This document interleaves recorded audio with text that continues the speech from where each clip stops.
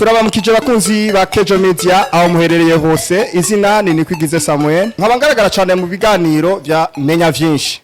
Murahaye ikaze mu biganiro bya AKEJO MEDIA, biraryoshe kandi bitanga inyigisho zitandukanye zerekeza ubuzima ivy'akaranga n'ibintu byinshi. Gusa mugwize ama subscribe. Bakunzi ba AKEJO MEDIA, ndabaramukije cyane, ndabifuriza umunsi mwiza n'igitondo ciza bivanye n'umumwe wese aho aherereye. Mazina yanje nitwa Ikaze Alexon.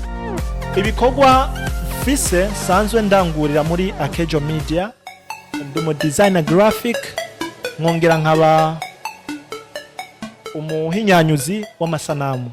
Murakoze. Hello bakunzi ba AKEJO MEDIA, amazina yanje ni Keza Floria Audrey.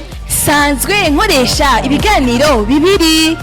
Icyambere ni ikiganiro citwa Burundi Gospel Star Search, ikiganiro ciza cyane dukorana n'abaririmbyi bayirimba indirimbo mpimbazamana.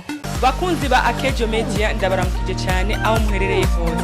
Amazina yanje nitwa Pasikazi, kumbonesha kure yacu ariyo yanyu AKEJO MEDIA. Sanzwe nkoresha ikiganiro c'imfuvyi n'abapfakazi n'abanaho nikora. Abifuza naho kutwandikira kuri email, basho kwandika akejomedia@gmail.com, hama mukatubwirize mwifuza, turahari kugayo.